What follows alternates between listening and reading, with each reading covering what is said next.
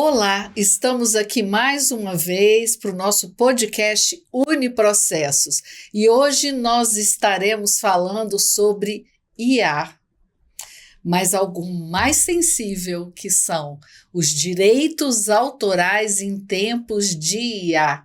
E para isso nós temos dois convidados mais do que especiais, o nosso professor Max Godoy, professor dos cursos de graduação e pós-graduação em TI, mestre, e ele sabe de tudo, né, gente? Porque ele sabe de TI, ele sabe de ciências contábeis, ele sabe de administração, gestão, né? E o nosso querido professor Tiago Biak, coordenador do nosso NPJ, especialista em direito privado, que vai falar tudo sobre direitos autorais. Como é que... Bom, primeiro, queria falar com o professor, porque o que acontece? Nós temos várias plataformas, nós podemos dizer assim, né? E elas trazem, quer dizer, você pergunta qualquer coisa e ela te fala. E nem sempre vai citar o autor. É verdade. Ou, como a gente estava falando anteriormente, ela vai pegar vários autores e vai criar uma outra coisa. Outra posição. Como é que fica isso, professor? Como é que funciona? Vamos entender como funciona para a gente depois poder falar de direitos autorais. Certo. Existem alguns tipos de IA que a gente está mais acostumado, tipo ChatGPT, Gemini, né? A gente chama que são as LLMs, são a Large Language Model, que são as linguagens que trabalham com grande volume de dados, né? E elas, a partir daí, tiram conclusões. Então, se a pessoa não colocar nada, ela vai pegar por aproximação pelo assunto, ela vai escolher um autor ou vários autores se aproximam daquilo e gerar um texto baseado naqueles textos. Como ela trabalha com grande volume de dados, ela acaba não sendo muito identificável de quem é o autor, né? Ela acaba gerando um modelo dela, o que acaba tendo algumas implicações por conta disso, né? Sim. Mas essas linguagens, elas estão em desenvolvimento e a questão, né? Ela foi colocada, o pessoal brinca, eu vou usar porque é gratuito, né? Na verdade, a gente está ajudando a treinar a IA. Porque quanto mais a gente pergunta, mais ela vai... Como é que funciona, professor? À medida que a gente vai colocando dados na IA, né? Claro que ela trabalha com grande volume, mas ela consegue colocar os vieses, ou seja, direcionamentos, né?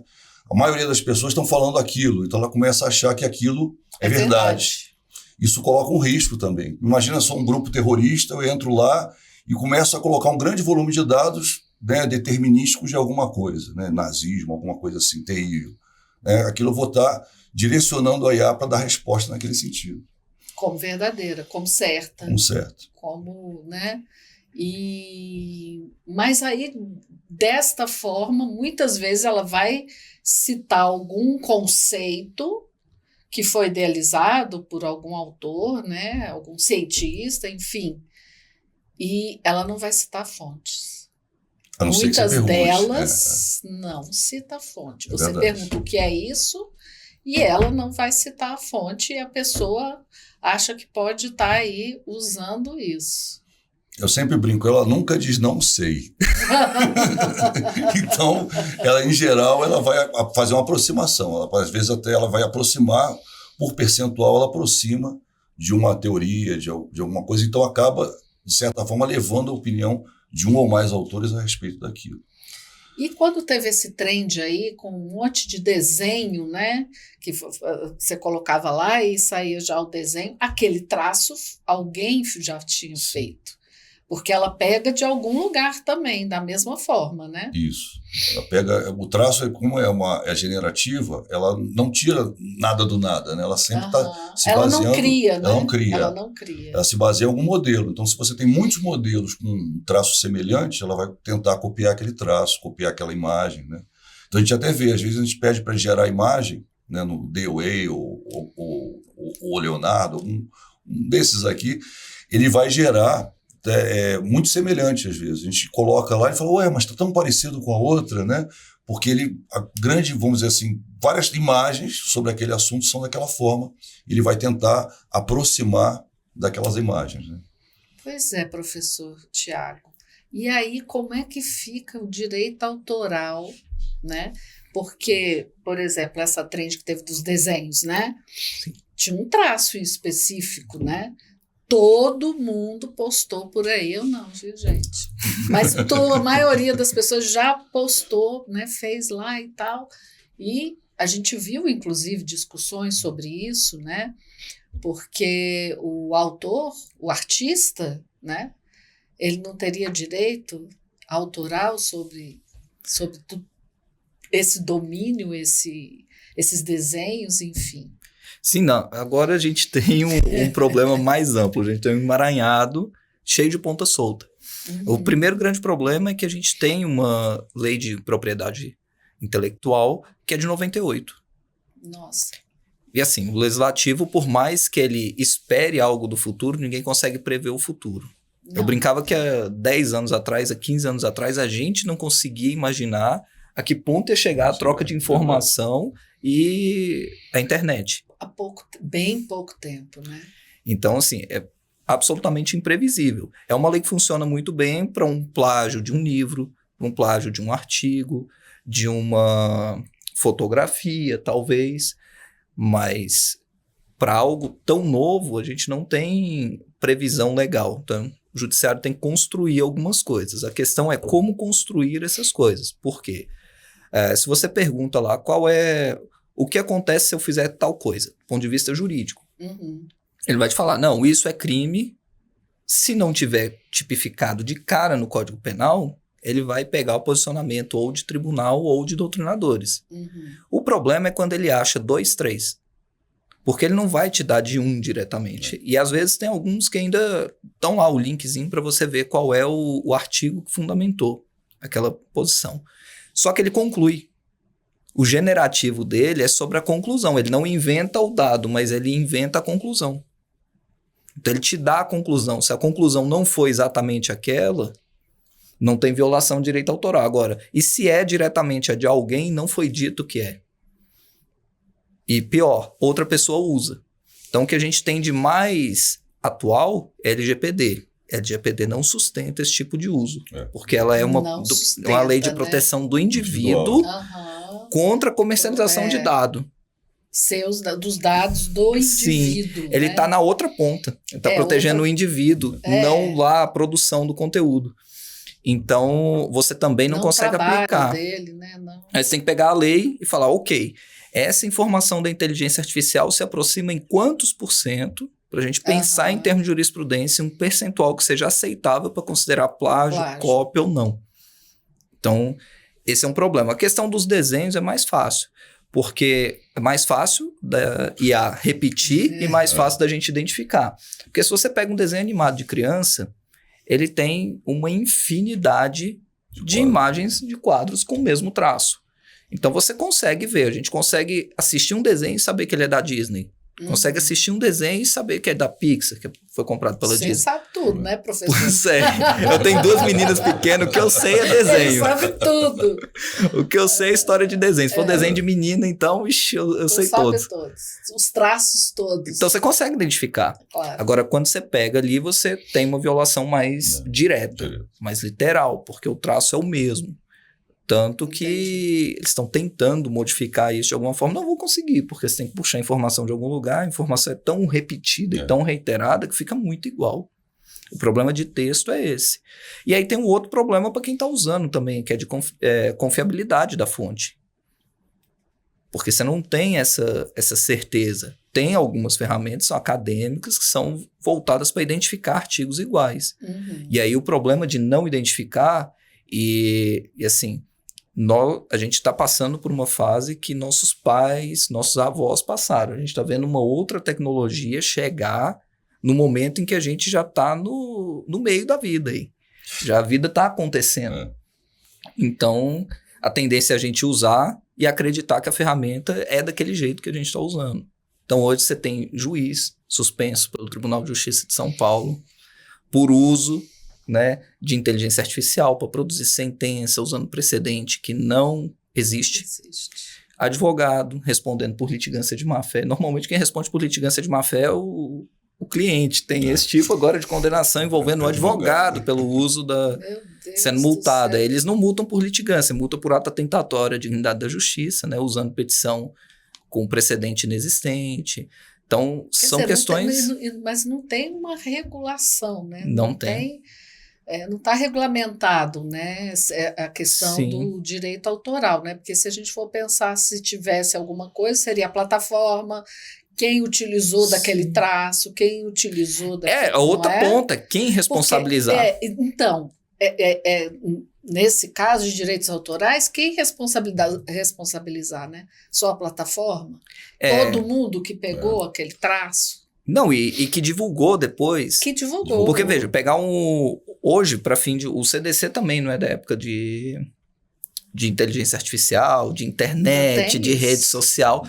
Mas o Código de Defesa do Consumidor, ele consegue te colocar numa linha de responsabilidade objetiva. Então, assim, se eu tenho um produto anunciado ou um serviço e um influenciador vai lá e divulga, ele responde solidariamente. Agora... Para inteligência artificial, a gente não tem isso, porque não é aplicável o CDC. Você vai lá, pega um influenciador desse muito famoso, usa uma imagem, gera lá, a divulgação dele depois tem um impacto muito maior do que a própria criação na plataforma. Então, como é que fica? Você responsabilizaria esse último, o destinatário ou a plataforma? Você não tem isso previsto. Teoricamente, a violação do direito autoral é da plataforma. Ok. Mas em um contexto em que ela vai ser usada em uma escala gigantesca, porque se pegar um influenciador com 10 milhões de seguidores, ele tem um alcance por minuto maior que TV. Muito. Em linha com o que o senhor está falando, tem até um filme que está dando agora chamado G20, um filme sobre, né, o G20, um filme agora recente, no cinema, que eles fazem isso, eles pegam os grandes líderes mundiais desses 20 países e aí eles sequestram, colocam numa sala e pedem para eles lerem um texto. E eles usam a IA para dizer coisas que eles não diriam. E aí colocam na rede social e desestabilizam os países, a questão econômica dos países, porque a pessoa fala, poxa, mas ele falou isso. Todo mundo dizendo, aí você tem uma série de reações de mercado baseadas naquilo, depois eles vão desmentir, etc. Mas gerou problema, né? Então tem a questão reputacional, a questão de imagem, uma série de coisas que também estão por conta disso, né, em linha com o que o professor falou. No Brasil ainda não tem regulamentação, mas em outros lugares já existem alguns movimentos, né? Na Europa tem a IA Act, que é um ato, né, que fala sobre a regulação do uso da IA, né, que é bem interessante. Aliás, eu acho que já é uma dica, né, assim como foi feito com a LGPD. Porque precisa fazer alguma coisa, né? Alguma coisa tem que ser feita. Já tem, né? Parece que já tem projeto de lei nesse sentido, mas a ideia é realmente uma coisa mais, né, que possa... Hoje em dia não tem. O aluno, por exemplo, vai gerar um trabalho com IA, como é que você vai responsabilizar o aluno? Não tem como, né? Você teria que... Como é que você vai analisar? Você joga, tem plágios, vários programas que fazem essa análise. Mas é uma análise aproximada, ele não diz, né, ele não é determinista. Ele diz assim, pode ser... suspeita de uso de IA. E ainda tem outra coisa, né? O ChatGPT, por exemplo, ele coloca marcas invisíveis no texto. Se você passa em algum farejador, ele capta essas marcas de autoria do ChatGPT e trava. Só que hoje você tem inteligência artificial para apagar as marcas invisíveis da outra. Tem um programa famoso, né, que é muito usado por alunos, né, que é o Undetectable, né, mas é caro, a vantagem é que é caro. Não, tem um outro que é Clean, alguma coisa que é gratuito. Um monte de dica. Bootclean, mas ele tem um, tipo assim, um limite pequeno, né? O Undetectable, o cara paga $20, né, ele usa no texto, mas ele depois tem que pagar de novo, é caro. Como eu sou... Jesus, o povo cria tudo, orientador, né? Eu acabo vendo essas coisas, né? Mas, tipo assim, ele descaracteriza completamente. Nenhum detector hoje consegue pegar. Né? Isso é que é interessante. Quer dizer, os meninos não querem ter nenhum trabalho de digitar, né? De copiar. Porque a gente cola. buscava as fontes, né?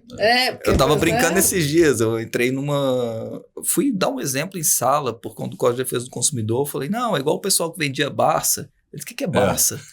Eu falei, tenho uma em casa.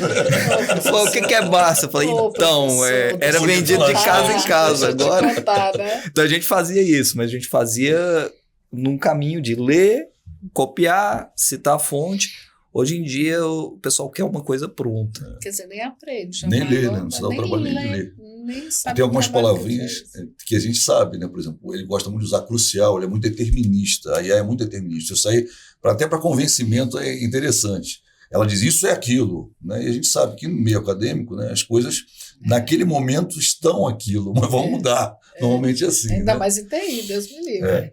O direito você ainda tem mais dificuldade, porque o direito você defende tese jurídica, então a tendência é ser mesmo mais firme. Ser mais firme. Então fica mais difícil de filtrar. O grande problema, para mim, é um outro problema no direito, é que você, às vezes, cita algo, a inteligência artificial faz referência ao autor e o autor não disse aquilo.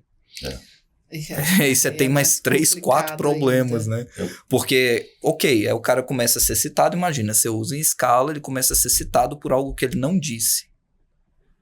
Ok, beleza, a parte de propriedade intelectual é uma questão que a gente já debateu, não tem muito como filtrar. Agora, quem responde pelo dano à imagem dele? É verdade. Porque tem um outro dano de imagem. Porque tem outro dano, você está falando que o Thiago Biak falou isso. E ele não falou. E ele não falou nada disso. E vai contra a corrente teórica que você defende há muito tempo. Isso academicamente acaba com alguém. Eu nunca pensei nisso também. É verdade. Mas a gente estava falando lá da Europa, né? Isso. Aí você até contou pra gente um caso da uma cantora famosa, né? Bem famosa, muito famosa, antiga, até no mercado. Ela proibiu o uso da imagem dela depois de morta. Inclusive, tem casos de alguns cantores que já morreram e estão criando música, entendeu? Tem alguns aplicativos. Tem aplicativo de criação de música. Quer dizer, agora nem outros, compor, né? O povo vai compor mais, gente. A pessoa pode pegar alguns estilos musicais daquele cantor, colocar uma letra, e aí ele vai cantar parecido com aquele estilo. Isso aqui é o estilo do fulano. É como se fosse um grande pintor. Imagina Leonardo da Vinci. Agora você pode compor uma música estilo Bob Dylan. Imagina um Renoir. Bob Dylan tá aí ainda, né? Mas, caramba, né? É como se fosse assim, imagina um Botticelli, um Renoir, né? Você fala, vou fazer um quadro parecido com o dele. Coloca o quadro e aí ele desenha um quadro parecido. A gente está chegando a esse nível, né? Então, quer dizer, a mesma coisa acontece com o cantor. Então, e aí já tem um movimento do pessoal já entrar. Mas isso na Europa, né? É na Europa, porque tem a lei, né? Mas é que, teoricamente, não seria impossível no Brasil, porque por testamento você pode dispor sobre direitos da personalidade que vão se extinguir com a morte. Então, teoricamente, você poderia proibir o uso por inteligência artificial, né? Da imagem acústica, que é a voz. Teoricamente, sim. Teoricamente, a família também poderia entrar na justiça pleiteando a indenização. A questão toda é que se alguém vai lá e falar, eu quero a voz de um cantor famoso. Ok, a inteligência está te dando aquela voz e isso não tem nenhuma dúvida. Mas e quando ela usa o dado, alterando o dado para não ter identidade, ter só aproximação? Aí esse é um problema que eu acho que nem na Europa está bem resolvido, né? Porque pode alterar um pouco a voz. Esse é um outro problema, até que percentual. E tem coisa que você olha e lembra da pessoa. É verdade. E a gente tem que pensar o seguinte, que a IA ela está nova, vamos dizer assim, apesar de ser um termo que foi cunhado em 56, né, inteligência artificial, ela começou a ser disponibilizada ao público em novembro de 2022. 30 de novembro de 2022, o ChatGPT abriu para todo mundo usar. Antes tiveram outras tentativas, mas não eram tão assim fáceis, tão amigáveis, né? Que a gente usa a linguagem natural, coloca lá e faz alguma coisa. Então, quer dizer, é muito novo. A gente tem 3 anos, né, de IA e a evolução tem sido assim astronômica. Astronômica. Esse é o ponto. O que me preocupa é que como vai ter legislação? Como é que você vai legislar? Você vai ter que criar um mecanismo para criar uma legislação geral e conseguir aplicar. Então, por quê? Porque você não sabe qual é o próximo passo da IA. E aí você tem um risco de segurança jurídica, que é porque você está dando um poder para interpretar a lei, tem que ser um juiz. Você vai dar um poder muito grande na mão do juiz de primeiro grau. Porque quase todas as questões da vida civil vão estar sendo resolvidas por IA. É verdade. Então você vai ter uma regulamentação, um marco regulatório mínimo, mas a aplicação da lei no caso concreto, você não tem como prever todas as hipóteses. Você vai deixar para o julgador, isso sendo filtrado com o tribunal e tal. Aqueles usos massivos, você vai conseguir regular por decisão judicial. Mas e os usos individuais? Os específicos, né? O cara está usando para uma coisa muito específica, Exatamente, mas você vai ter várias pessoas usando, né, para várias coisas muito específicas. Então você vai ter que ter decisões caso a caso. E aí aumenta a importância da pessoa. Engraçado, né? Porque a inteligência artificial, ela vai ocupar um espaço e vai abrir outros espaços. Eu acho. Eu acredito bastante nisso, né? Porque a IA não cria. É verdade. Ela não cria, ela não pensa, né? Então, eu até brinquei com o professor Gustavo, falei assim, agora é a hora do filósofo. Mas é verdade. A pessoa que vai aprender, né, que sabe articular bem, criar, ver saídas, apesar que, do jeito que a inteligência artificial vai, daqui um dia ela vai aprender de alguma forma, né? Acho que, não sei se como o ser humano, mas de alguma forma criar também. Né? Eu acho que a gente está saindo de um mecanismo na TI totalmente binário. A gente está chegando numa faixa de contínuos nas coisas. Isso é o que diferencia a gente da máquina. É não ser binário sempre. Muito interessante ter citado isso, porque há cerca de um mês, mais ou menos, tem uma IA gerada por 3 IAs. Ou seja, não teve contato humano para fazer IA. 3 IAs geraram uma 4ª IA. Sério? Já tem vamos dizer assim, um artigo, né, em inglês ainda, não foi traduzido, mas já tem uma IA que foi gerada por 3 IAs diferentes. Imagina. Quer dizer, você não precisa mais do ser humano ajudando a criar IA. A própria IA cria uma outra IA. Né?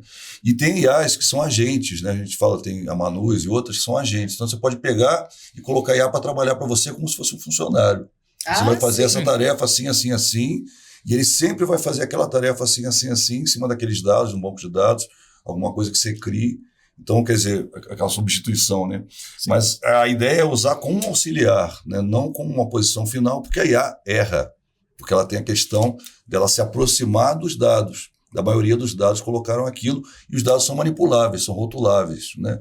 É claro que são dados, né, uma quantidade muito grande, que aí elimina, né, os outliers, mas em compensação, né, ela acaba podendo ser direcionada para alguma coisa. Né? Então, isso é um outro problema que pode gerar também no futuro.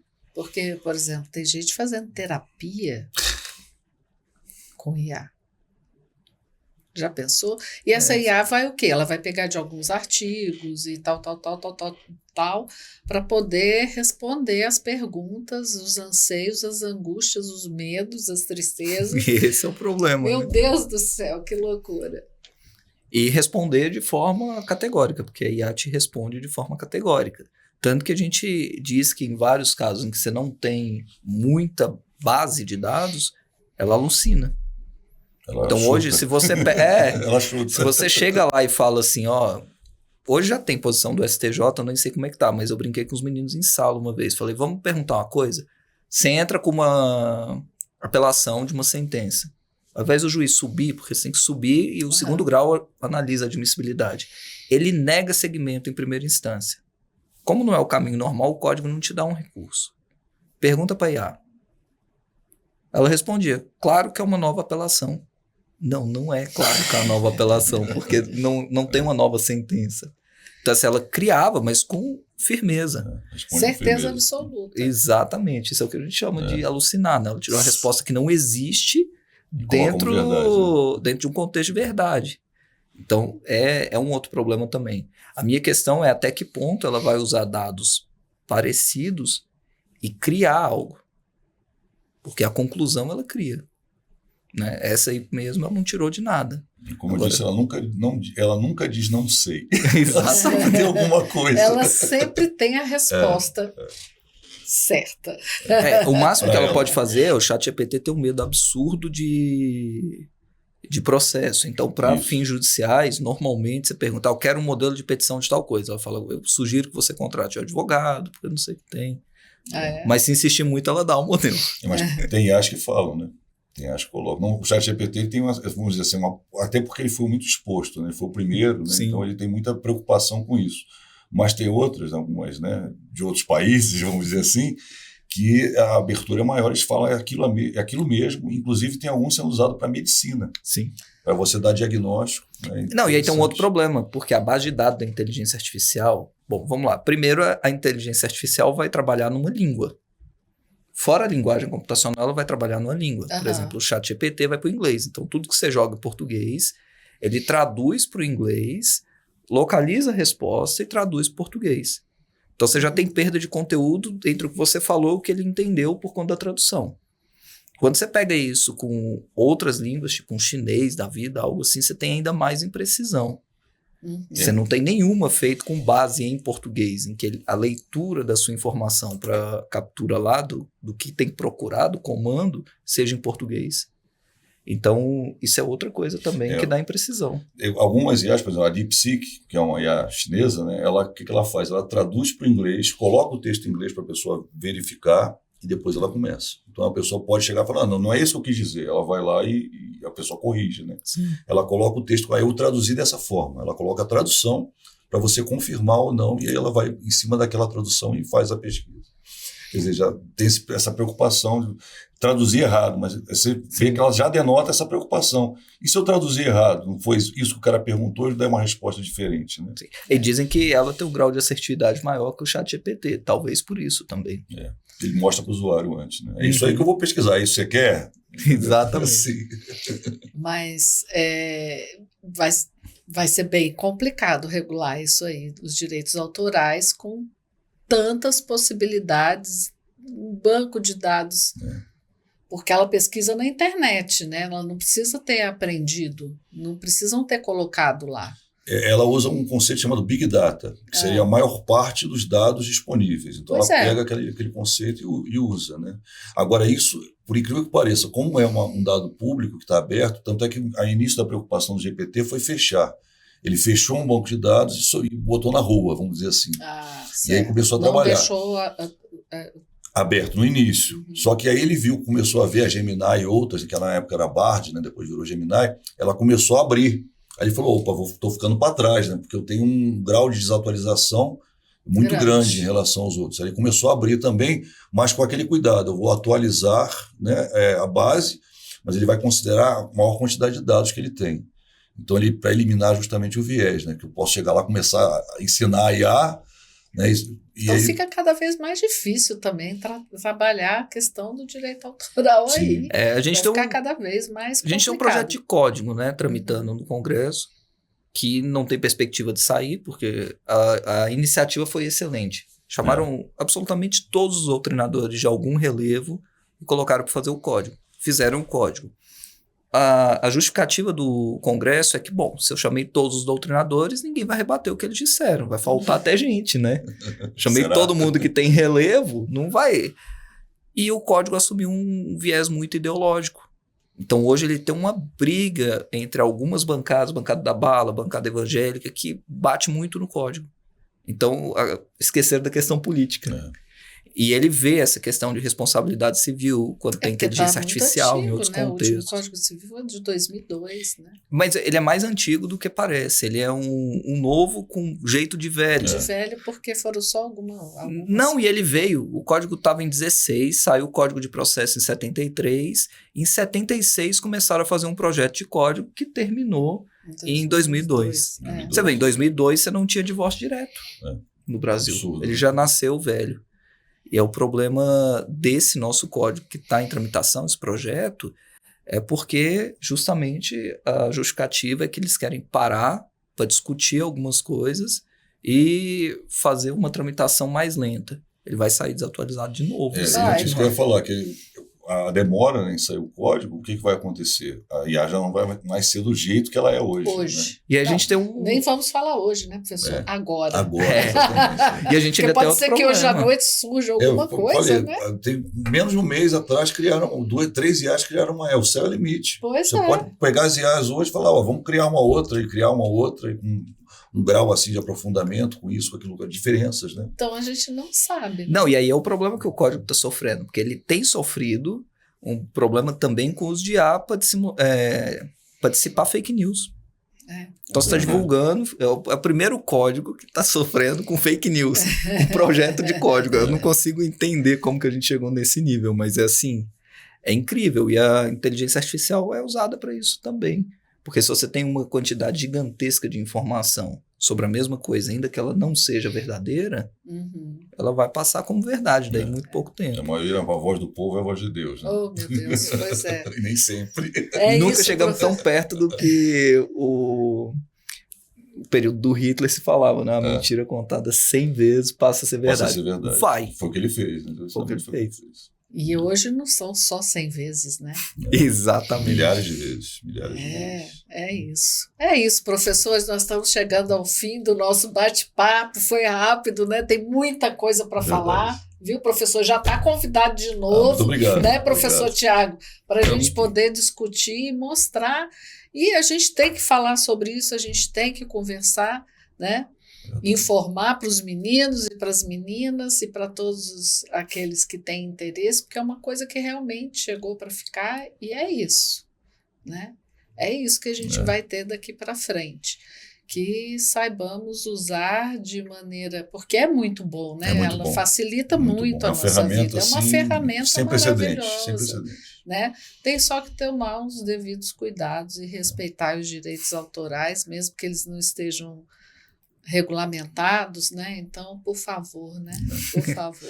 Usar da forma correta, né? Porque a gente tem, né, o prompt, que é o diferencial. Como o professor falou, a gente pode, no prompt, pedir quem é o autor, qual é o grau, né, de assertividade daquele autor em relação ao texto, né? Então, é muito interessante que a gente, se usar direitinho, é uma excelente ferramenta, né? Não é? Mas a questão é aprender a usar para usar melhor. É isso aí, professor. É isso. Muito obrigada, professor Tiago, professor Max, muito obrigada. Obrigado. E é isso, gente. Nós estamos terminando mais um podcast. Se você gostou, pode dar um like aí pra gente. Lembrando que nós estamos em todas as plataformas de áudio. E até o próximo podcast.